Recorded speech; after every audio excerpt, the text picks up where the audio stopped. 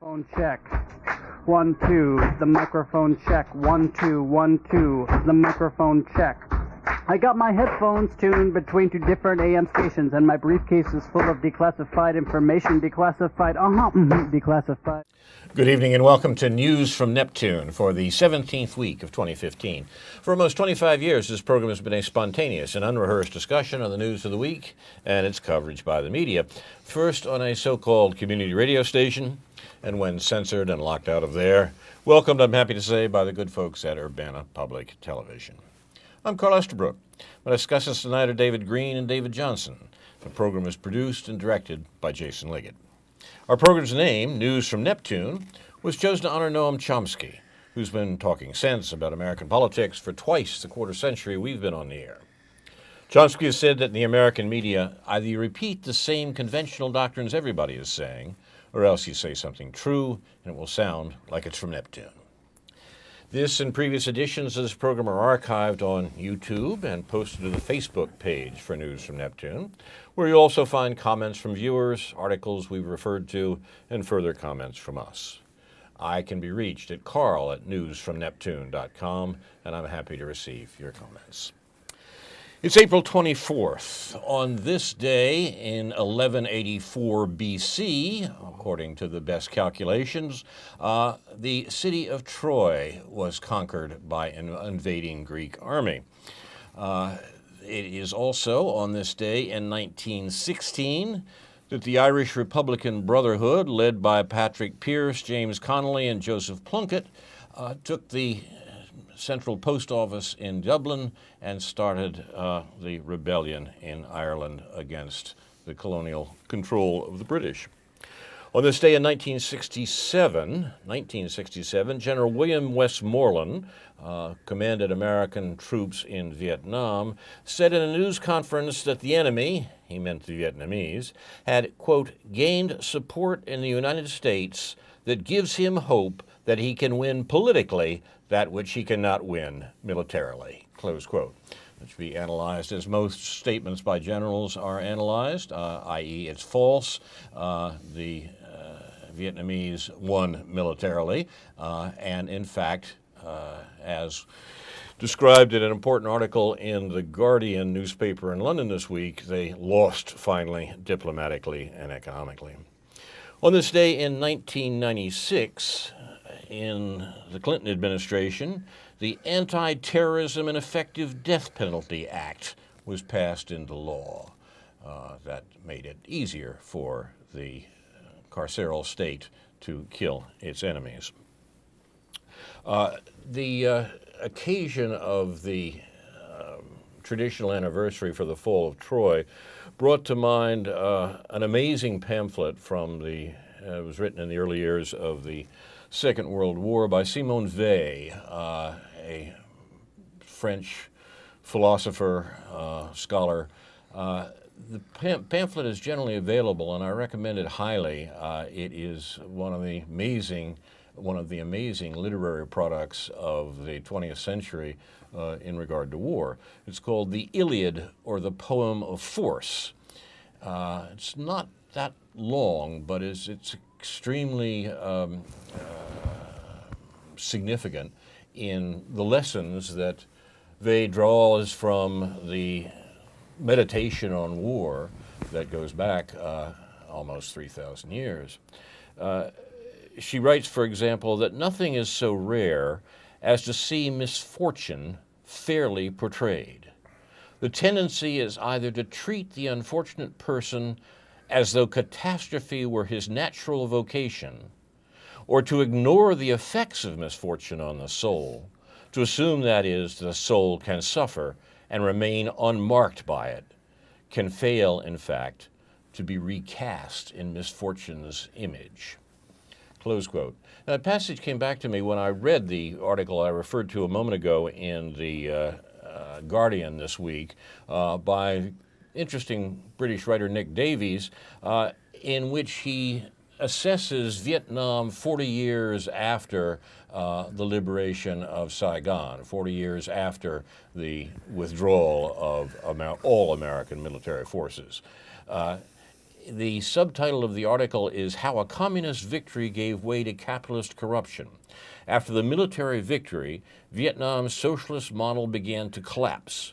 Cut off by U.S.-led trade embargoes and denied reconstruction aid, it plunged into poverty. Now its economy is booming, but so is inequality and corruption, close quote. Now that's the article which is fleshed out in detail in the Guardian newspaper, and it's available online this week. Nick Davies is the author.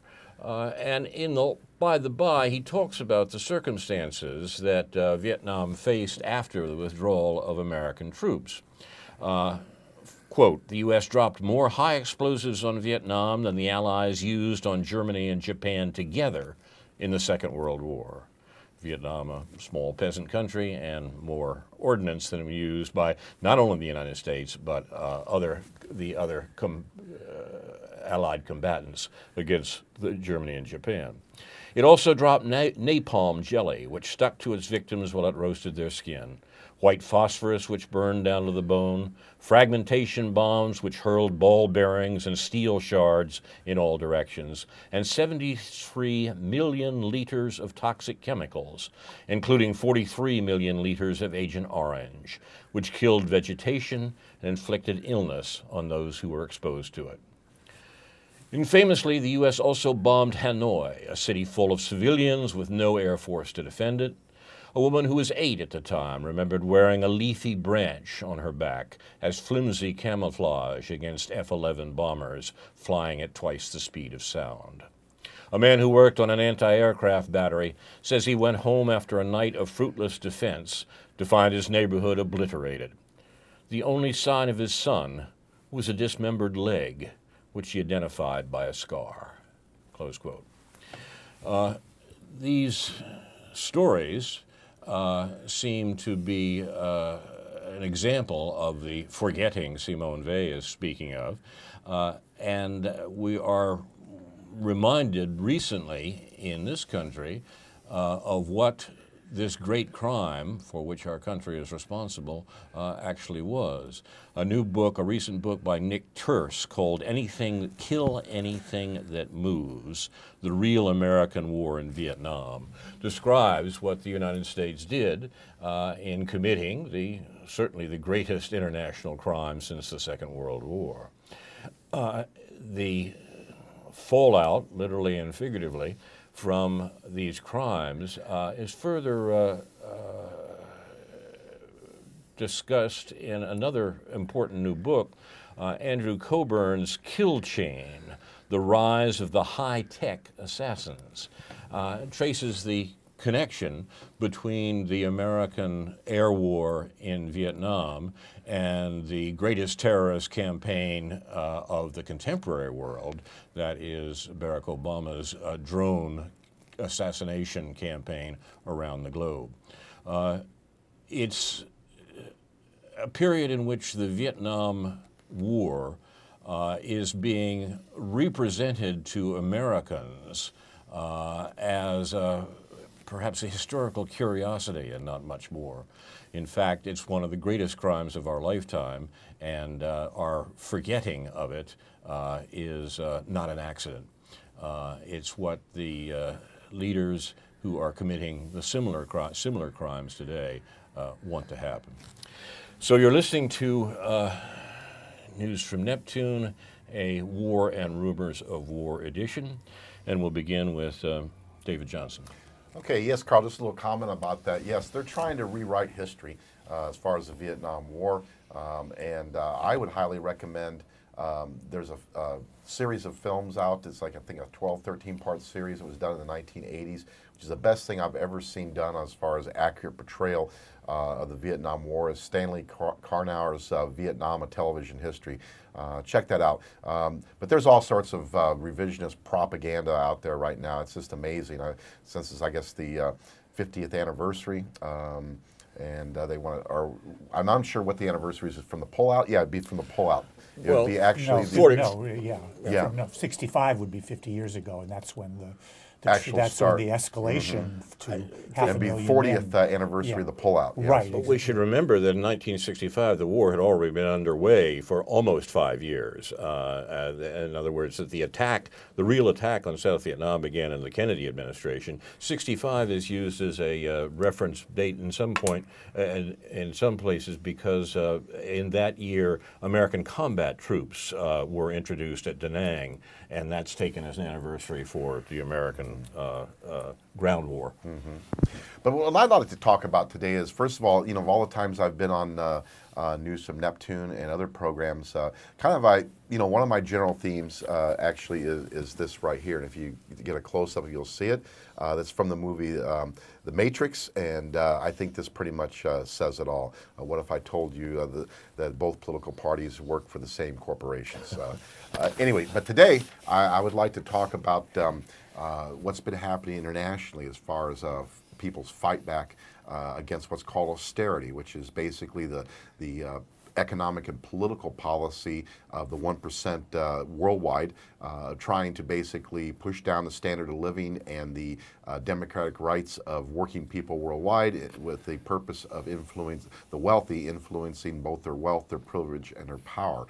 First, I want to make some announcements known tomorrow at 1 p.m. at the Champaign Public Library. There's going to be a panel discussion and symposium called Bad for Workers, Bad for Illinois, Rounders Wrong and What We Can Do About It.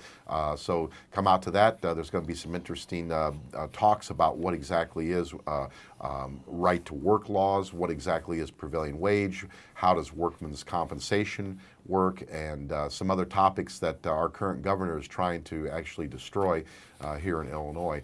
And it's going to affect not just unionized workers, but all workers. So it'd be a good event to turn out to get some accurate information about what it is that the current Governor Rauner is trying to get rid of. Also, I want to let you know that Labor's Worldview TV this coming month is going to be having sort of an oldies but goodies series of past programs that we've done, and those will include the Great Uprising of 1877, which is you never learn about in a high school history class, but a very significant event in U.S. history. Also, there's going to be another one called the International Longshoremen Warehouse Union Workers, about Harry Bridges, about the general strike in San Francisco that started with a dock workers strike and spread to an overall general strike in the city. Also, two shows is going to be dealing with the Decatur, Illinois Staley lockout that occurred during the early 1990s, which is also a very interesting part of Central Illinois history and made worldwide news and repercussions. Also, we're going to be having one on the United Auto Workers and the sit-down strikes during the 1930s. And last but not least, the Graduate Employees Union at the University of Illinois strike a few years ago. And basically, it was a one-day strike in which they obtained everything they wanted within just a one-day shutdown. So kind of like I said, sort of some of our best, and we want to rebroadcast that for the month of May. But what I want to talk about today is that there's various things going on around the world. One of those things is there's been a proclamation issued over the internet from Greece, which I think is quite interesting. And just to read this to you, it's we the signatories to this appeal stand by the Greek people who through their vote of the election of January 25th, 2015, became the first population in Europe and Northern Hemisphere to reject the politics of austerity.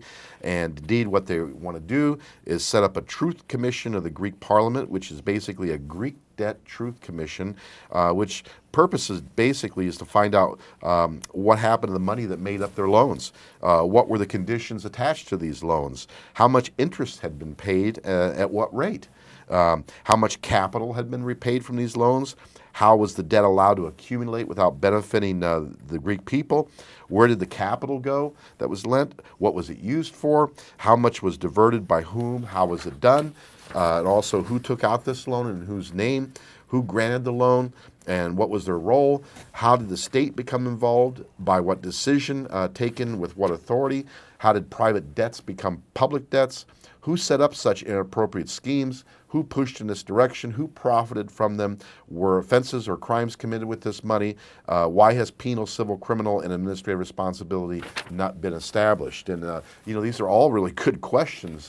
Which it seems like the people that are expecting them to pay back the money, basically the International Monetary Fund, the European Central Bank, don't want answered. And I think these are just excellent. They just basically want them to repay it without getting any kind of scrutiny or accounting, if you will. And anyway, what they're wanting to basically they're wanting people to do is spread this to their own countries throughout Europe and throughout the rest of the world. And anyway, they go on here to say that we are confronted by an experienced adversary, united, well-coordinated, armed with extraordinary powers, and absolutely determined to maintain and expand their wealth and power, and to pursue its offensive against every one of us to the bitter end. We who constitute the overwhelming majority people of our societies, we cannot allow ourselves the luxury of resisting separately, each in his own corner. So let us unite our forces in a vast movement of solidarity and support for the Truth Commission and the Greek Parliament, and become the struggle of the Greek people, because their struggle is our struggle and their victory is our victory. And I'm really glad to see that this is actually, the focus and now the call for action is being taken beyond just the problems of one country, because this is a worldwide problem, austerity. What I want to mention too is that, of course, Greece has been getting a lot of attention as far as what's happened there in the recent past with their standard of living drastically reduced to from a country that was fairly well developed into third world standards, basically. But also there's been other fightbacks in other parts of Europe and the world, and one that I was surprised about hearing about the other day was recently in Ireland. Basically, there's been a big fight back about wanting to privatize the water system, and of course the increased costs that are going to incur from that privatization. And it's really interesting because there was, I guess, a demonstration both in October and in November of last year in Ireland, in which over 150,000 people attended, and the population of the Republic of Ireland is about 4.5 million. So I mean, this is like 3% of the population turned out for these demonstrations. And what's interesting, up to now, the unions hadn't really gotten involved, but now a few of them have, and have actually committed resources with this anti-water austerity campaign, and they want to expand it to also advocating for increases in corporate taxes, increase of taxes on the wealthy, and to increase the minimum wage. But it's how interesting how this issue of water is kind of was the spark that ignited the flame, if you will, of resistance. And interesting the fact that here in the United States, Detroit, the residents of Detroit that are trying to be pushed out of the inner city of Detroit to make way for wealthy development projects. The weapon used was water, basically water shutoffs and other measures to increase the cost of water, which was a public service and then became privatized. And now, just within the last few weeks, this has spread to Baltimore, Maryland. So I think we're going to see more and more of this as time goes on. Thank you, David. Responses, David, to the austerity, worldwide austerity? Yeah, I mean, so much to say, but the Real News Network is located in Baltimore, and they've been doing a good job of covering this situation in Baltimore. I just watched an interview yesterday by an investigative journalist they have named Stephen Janis, who interviewed a couple of experts about the manner in which municipal governments have been beaten around by Wall Street in terms of the terms of their bonds and the terms of their lending and what's been done with their lending. And part of that has to relate to enormous amounts of money that have been transferred from municipal governments like Detroit in order to pay off some of these debts to Wall Street that are really onerous debts. And the cutting off of water relates to that, because a lot of that money would have been gone into maintaining the water. That it caused surcharges on the water services. So all of this is tied into the credit default swap devices, among other things, that were used by Wall Street in their relationships with municipal governments hedging their bets. So it's a complicated issue, but it all goes back to Wall Street.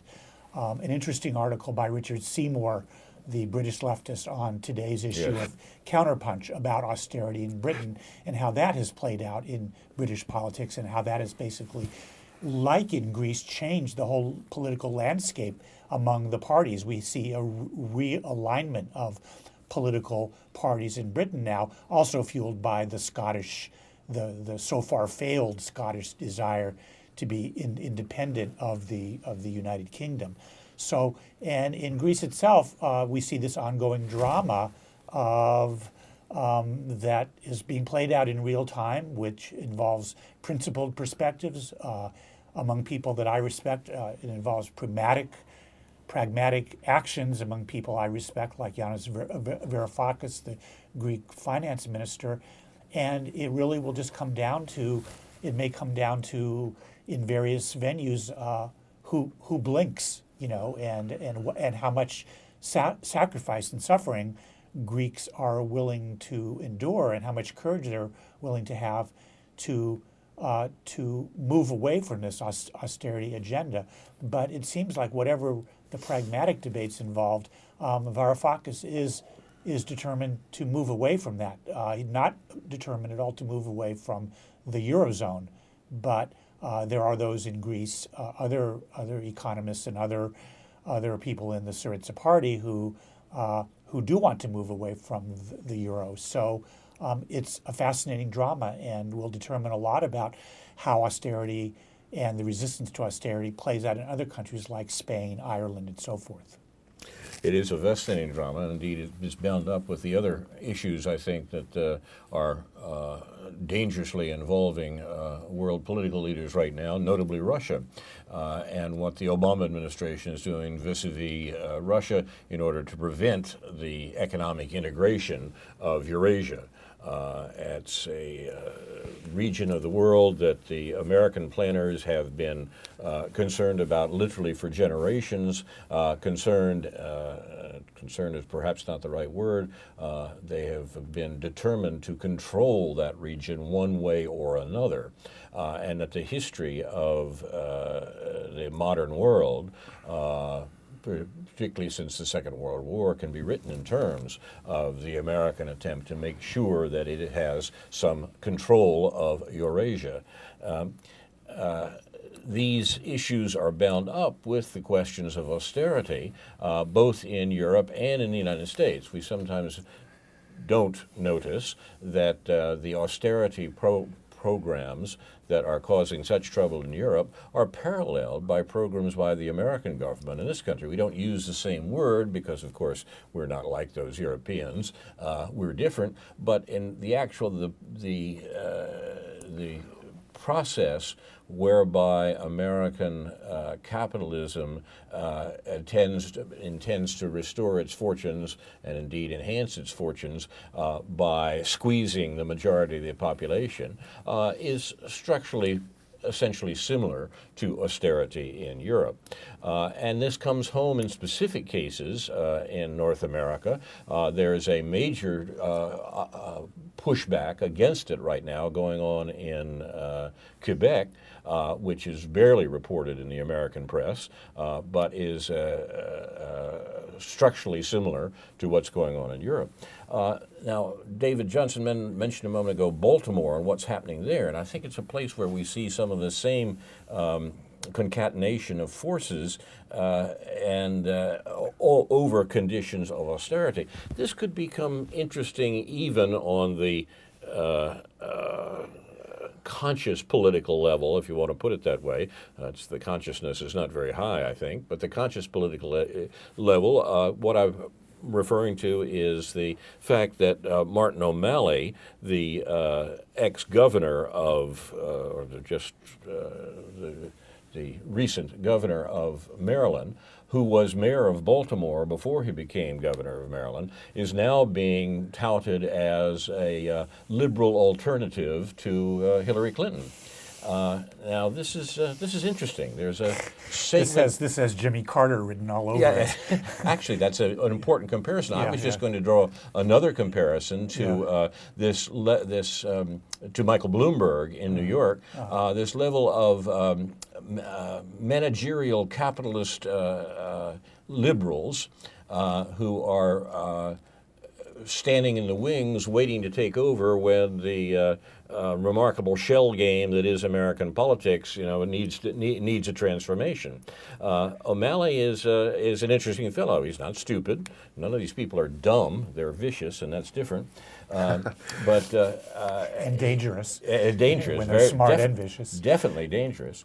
But that Baltimore should not Baltimore, which, as David said, resembles Detroit in many ways, resembles it in part in terms of the economic and racial tensions. We've seen a horrible police killing in the city of Baltimore that's produced demonstrations this last week, and these demonstrations, as in many other cities across the country, are bound up not only with racial oppression, but with the economic situation of American cities, the economic situation of the American working class, which has not improved in the Obama years, but in fact has gotten worse. And what we see in Baltimore is the conjunction of some of these forces, and it's not over by any means. And the contrast between that and a liberal politico emerging from the mess as a great hope for the left wing, I use the term advisedly, of the Democratic Party, it would be funny if it weren't so tragic, if it weren't the case that so many people were being hurt. So these the connections here should be sketched out. They aren't in much of our news. If you've heard of Martin O'Malley at all, you haven't heard of him in connection with the police oppression in Baltimore or with the austerity regime that American cities are living under. It would be a very good idea indeed to introduce these themes into the discussion. You're watching News from Neptune. We have once again encountered the truth of the old SDS maxim, everything is connected, and the connections ramify. And what ones have you noticed particularly this week, Yeah, David? I mean, no, I would, if you had not said it, I would have remarked on the incident in Baltimore, which is creating quite a stir, and that really is. And just by watching the various ways they cover the local scene on the Real News Network, you can see the relationship between all those things. In fact, one of the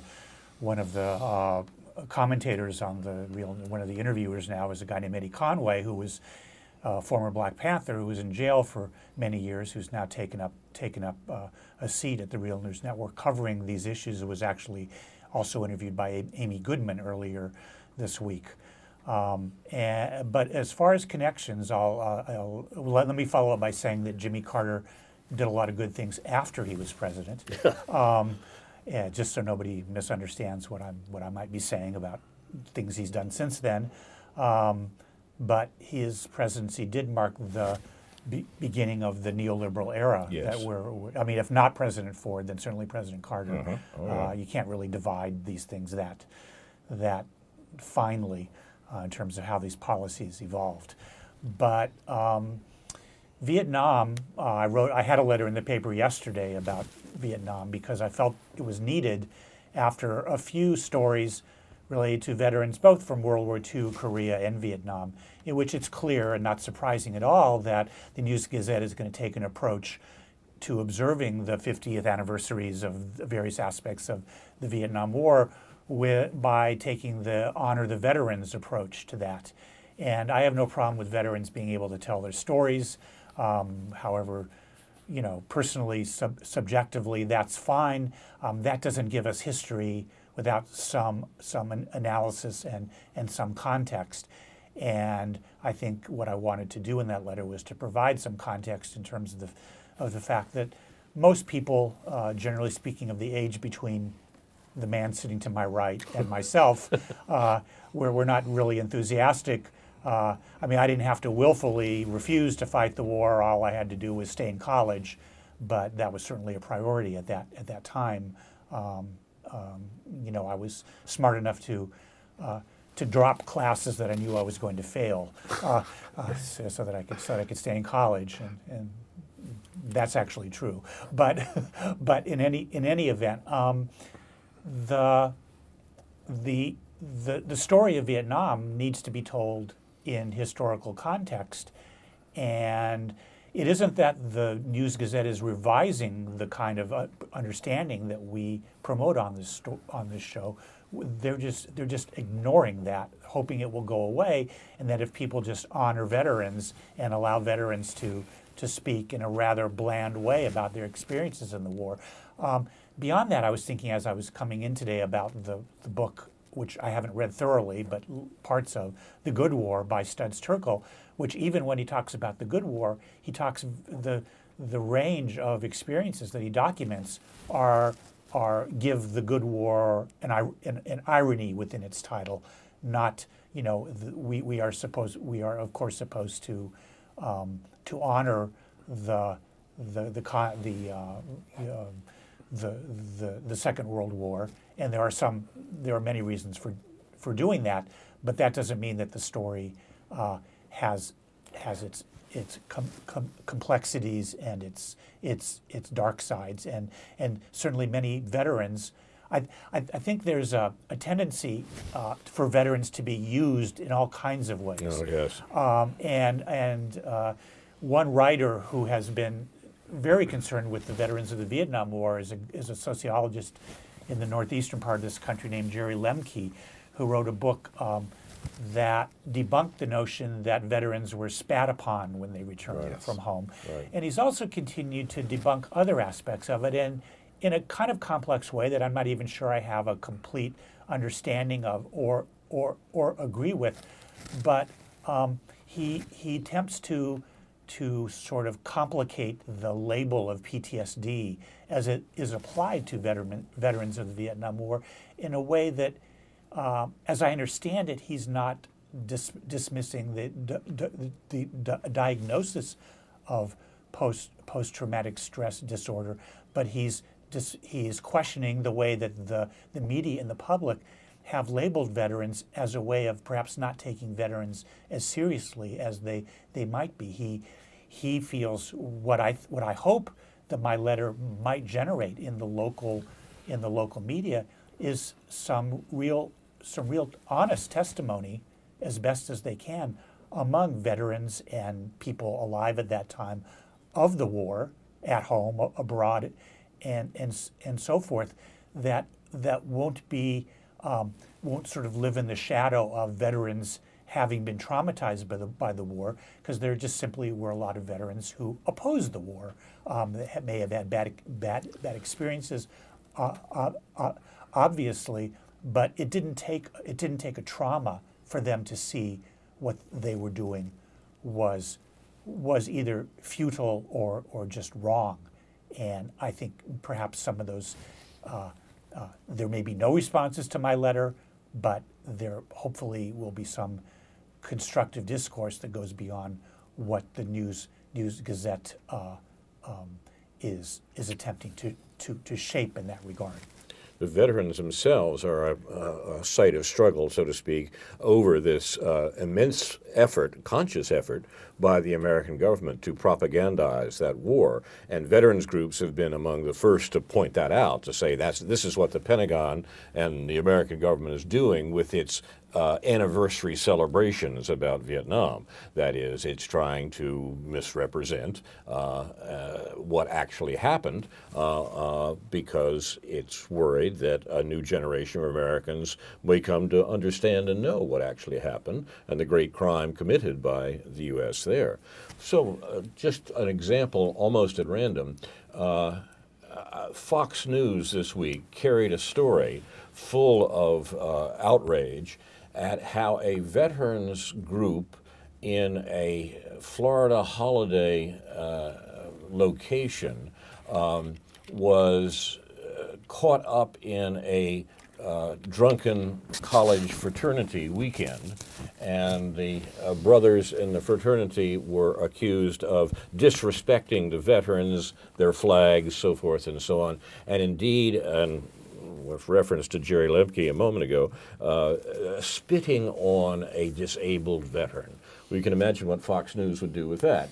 And indeed they did. I mean, what actually seems to have happened is that a typical fraternity drunk threw up on a disabled veteran. that's a better explanation, I think. The conjunction was accidental, but of course it's taken as a political statement on the part of by Fox News, and all the old myths about returning veterans from Vietnam being spat upon are trotted out once again.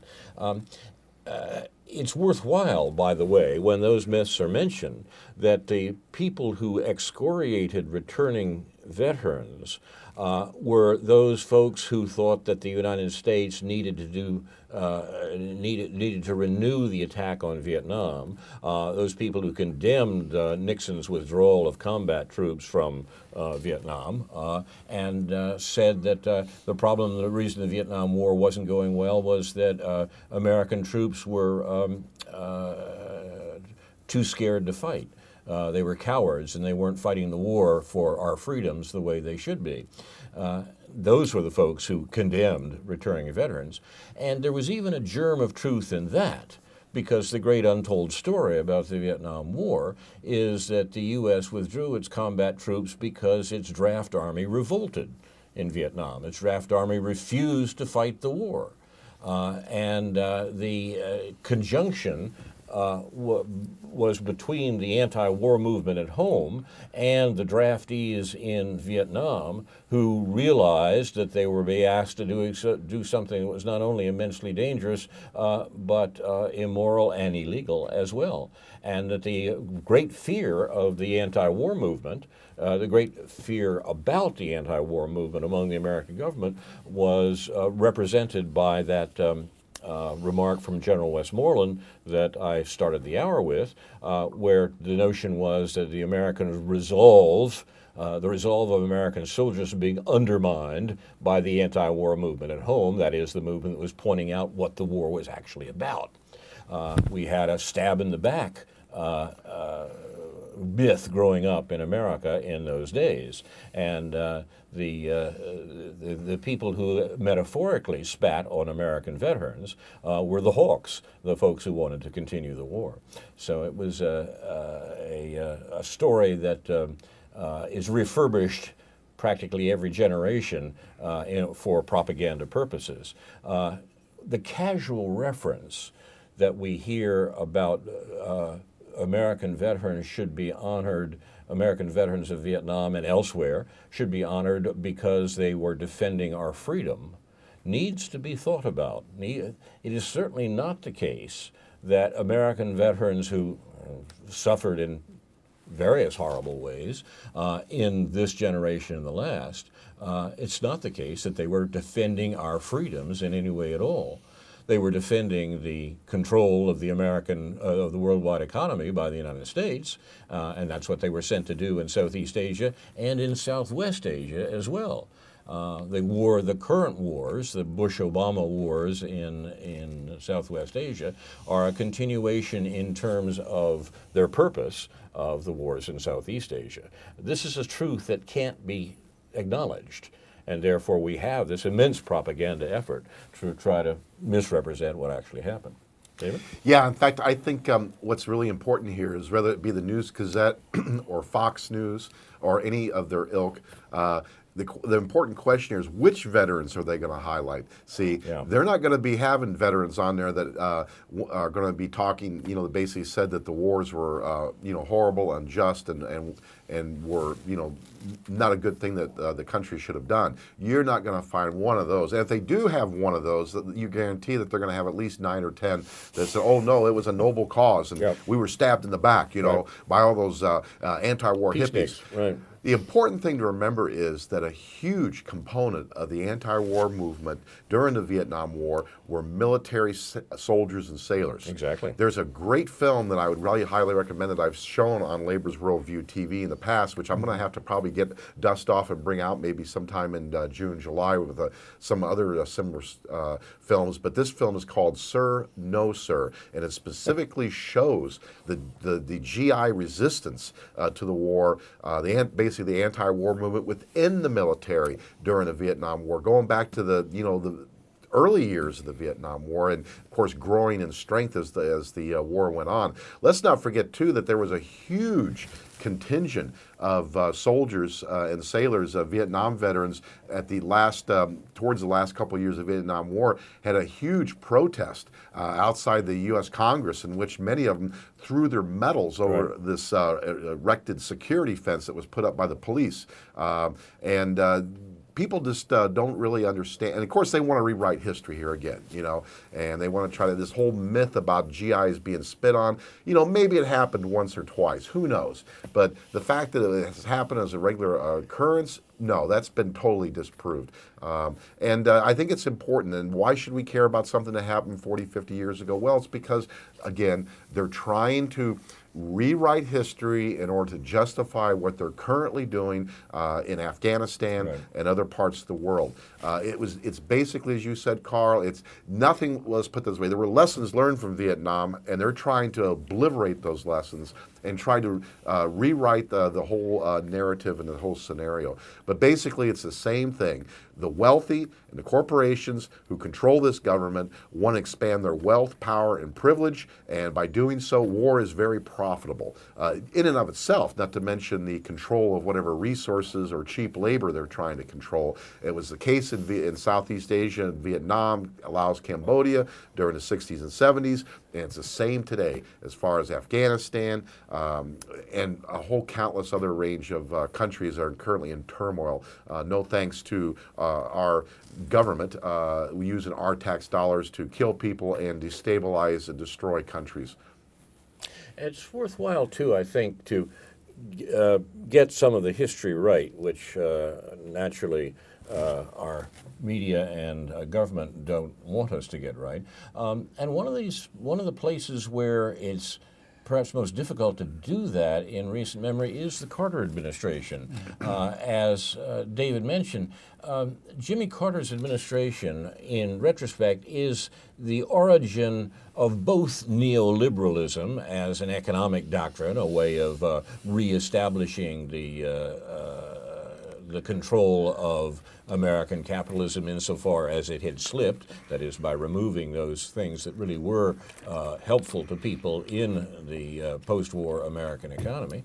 It's also the origin of neoconservatism in the particular form that relates to the current wars that President Obama is carrying on in 8 countries around the world, most of them in what the Pentagon calls MENA, Middle East and North Africa. Now, it was a Carter administration, and once again, it is important here to distinguish between the policies and activities of the administrations and the presidential incumbent to some extent. When we note that the Nixon administration was the most liberal American administration to date after the Second World War, we're not really saying too much about what Mr. Nixon's own views were.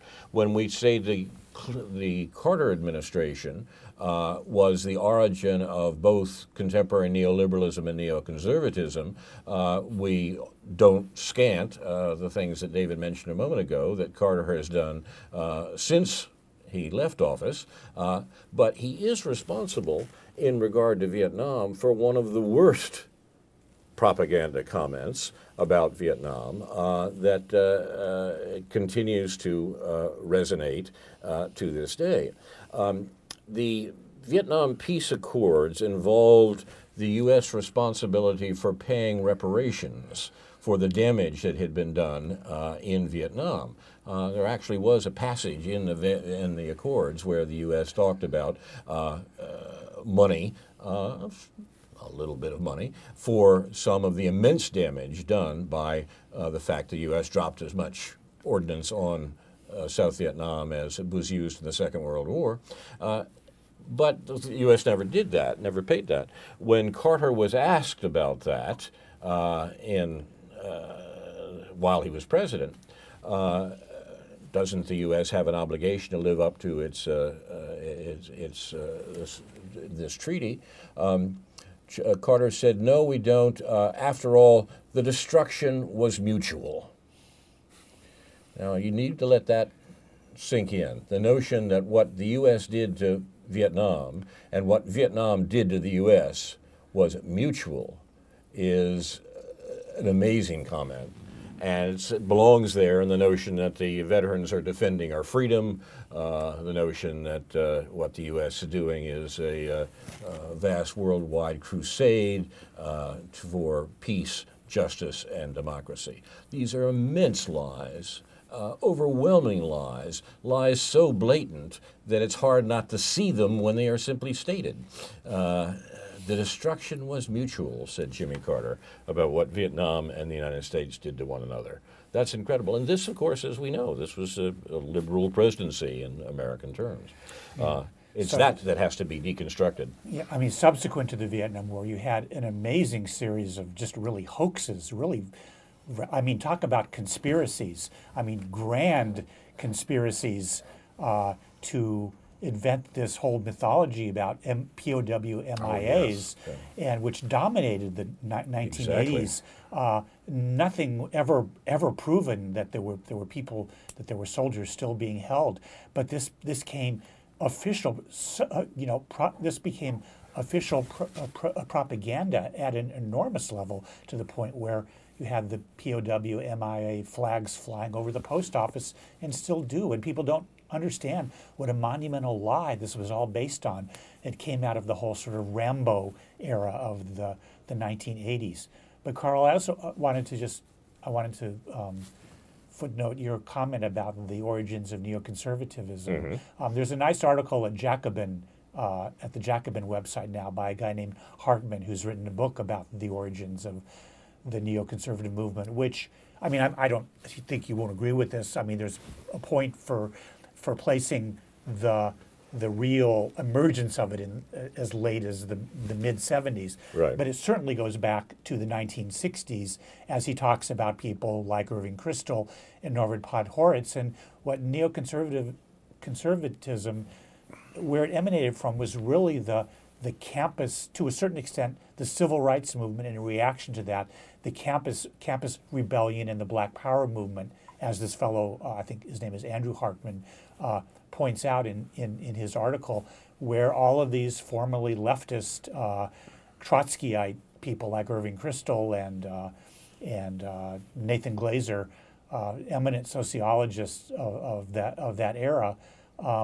decided that this movement had just gone too far, this kind of liberalism, which was threatening to become genuine leftism, which was threatening to become a genuine class analysis, which was under the rubric of new politics at that time. To me, it's fascinating stuff. I've talked about it before on this show, and I think it's really worth looking at that and seeing that this is the neoconservatism was always wrapped up with both a reaction to the civil rights movement and black community control of schools and so forth, as well as affirmative action, which sort of played into the hands of identity politics in certain ways. It's a complicated story, but again, I find it a very fascinating one, and it really, and mixed up in the middle of all that is Israel and Zionism and the influences that the 1967 war had on how the left evolved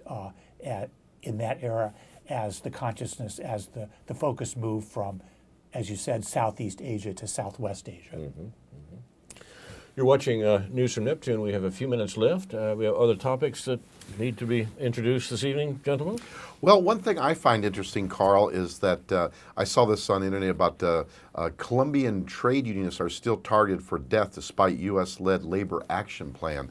I guess back in 2011, there was this U.S.-Colombia free trade agreement that was negotiated, and supposedly a big portion of that was supposed to be these provisions in there that were going to promote labor and human rights. Well, what's interesting is that this was nonsense. Just like the environmental and labor standards that they said there was going to be enforced in NAFTA, not a single one has been enforced. You know, they state that despite these so-called provisions, labor action provisions in the Colombian Free Trade Agreement, that since 2011, there's been more than 1,900 threats and acts of violence that have been leveled against Colombian workers, including 105 actual murders of trade unionists in 4 years' time. 105 murdered, over 1,900 threats and acts of violence, over 1,300 death threats, and then there's also documentation about instances of retaliation against workers for organizing unions that go unaddressed by the Colombian authorities, including legal firings, non-renewal of worker contracts, daily harassment, and also highlighted practices of legal hiring that restricts workers' rights, and none of these have been dealt with. So I mention this because they're talking about trying to get Obama wants to get fast track authority for this new trade agreement called the Trans-Pacific Partnership, and of course they're promising, oh, this is going to be good for the American economy, et cetera, and so forth. And what I thought was real interesting, I saw a clip of Obama on one of the Sunday morning news shows saying, "Look, Elizabeth Warren and I have fought together on the same side on many battles, and I would never do anything to harm the American people." What audacity. Yeah, that's his word. What audacity. I mean, just follow this guy's track record. I mean, come on, Obama's one of the biggest phonies that is, I mean, he's good at it, very good at it. That's what he was hired for. And that's why, after the disaster of 2 terms of George Bush, which actually both elections were stolen and they weren't actual legitimate elections, and I could go into the whole program to have proof of that. It's a well-known fact that a lot of people are still in denial about. The ruling class knew they needed somebody, kind of like what Jimmy Carter was back in 1976. It had to have some kind of like an image of somebody who was an outsider, who wasn't the usual inside Washington Beltway type of person, that was actually going to be a populist of sorts. And it was the same thing with Jimmy Carter in 1976.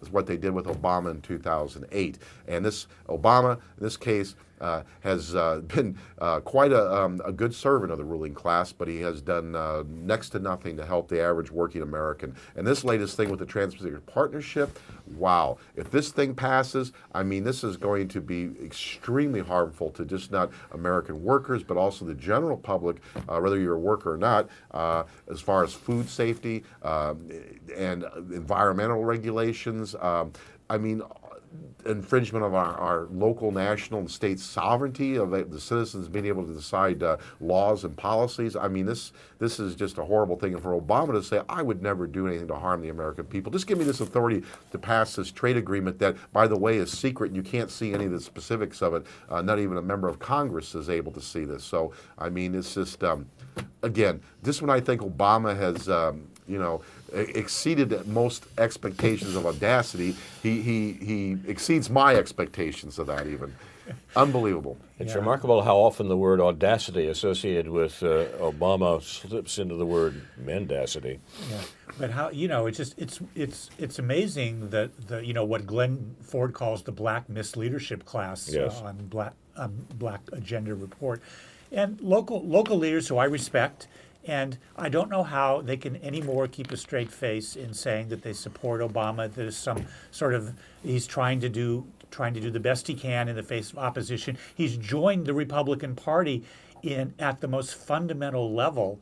When in fact a surprising number of Democrats have woken up, mainly because of public pressure. So Obama has had to leverage the Republican Party to get this passed. And how is it that those who still want to maintain any credibility as being leaders in the black community at local levels in this country can say with a straight face that they still support this man? I've never had particular hopes for Barack Obama from his first days on the political scene in Illinois. In fact, it was an argument about his rising prominence that produced a division within the local anti-war movement here in Champaign-Urbana 10 years ago. And as I say, I had never been amongst his enthusiasts.